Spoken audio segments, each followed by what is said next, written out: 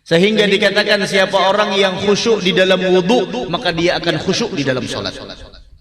Siapa orang yang tidak khusyuk di dalam wudu, tidak akan pernah khusyuk dalam salat. Makanya wudu kita baik-baik. Kalau wudunya udah khusyuk, salatnya insyaallah khusyuk. Kalau wudunya baik, insyaallah salatnya baik. Kalau wudunya di sana tenang, insyaallah salatnya tenang. Tapi kalau wudunya sudah kada karuan, lihat ya salatnya kada karuan. Apalagi wudu bercecepatan. Pertandingan bercecepatan wudu, la haula wala quwwata illa billah. Basuhnya sekali-sekali jatuh tut. Ali Zainal Abidin. Itu beliau. Kalau mau sholat seperti itu. Kenapa? Karena beliau kenal dengan Allah. Orang sudah kenal, kita bisa bos. Kalau kita kenal dengan bos kita, jar bos kita, tukarakan ini, wah cepat. Tapi datang kawan kita, bertemu dengan bos kita, heran-heran kada, menegur kada, malah berkompak pulang. Masya Allah. Kenapa? Karenanya kada kenal. Semakin orang tersebut kenal dengan Allah, semakin dia di sana penuh dengan ta'zim di dalam melaksanakan kewajiban yang telah diwajibkan Allah. Semakin dia kenal dengan Allah, masuk masjid itu sudah luar biasa. Rasanya beda.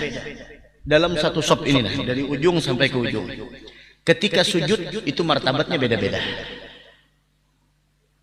Ada orang yang sujud sekedar sujud, tidak tahu makna sujud apa. Tapi ada orang yang sujud mengenal inilah identitasnya sebagai seorang hamba. Ini identitasnya, sehingga sujudnya tersebut nikmatnya luar biasa, lezatnya luar biasa. Kenapa? Karena ini identitasnya.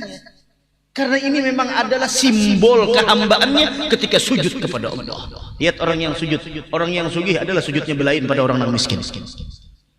Orang yang punya jabatan, orang yang punya pangkat, apakah beda dengan orang yang biasa sujudnya? Beda.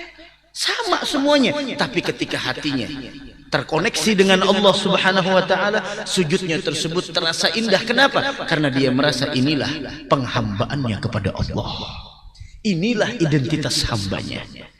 Inilah bagaimana di sana, yaitu dia membuktikan kehambaannya kepada Allah, sehingga sujudnya itu ketika membaca Subhana Rabbiyal A'la wa bihamdi, itu terasa lezat di dalam di dalam hatinya, dan dia merasa manis di dalam lidahnya. Kenapa? Karena yang maha tinggi dan maha mulia adalah Allah. Semua hamba semuanya adalah sama di mata Allah.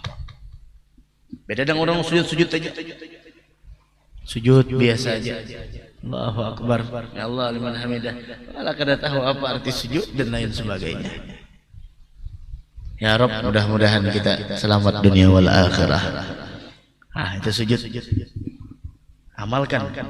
Sekali-kali khusyuk kita, Allahu Akbar. Udah, sujud. Lihat sujud, ada lagi kelihatan di higalah kanan kiri. Tidak ada lagi. Hanya Allah.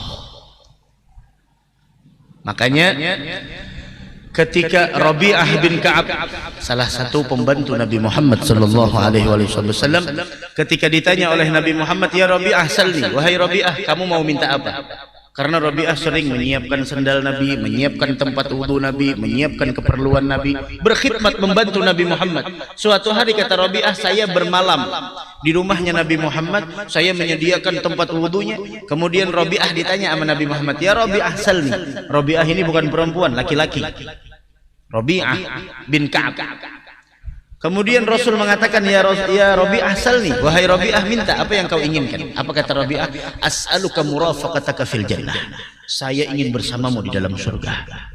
Ya Rabb, mudahan kita dengan Nabi Muhammad di dalam surga. Apa kata Nabi Muhammad? Ya Rabi'ah, a'inni ala nafsika bi kathratis sujud. Tolonglah aku untuk mewujudkan keinginanmu tersebut di dalam engkau memperbanyak sujud. Kenapa? Karena li'annaka lan tasjuda sajdatan. Tidaklah engkau ketika sujud karena Allah, melainkan Allah akan mengangkat satu derajat kepadamu di dalam surga.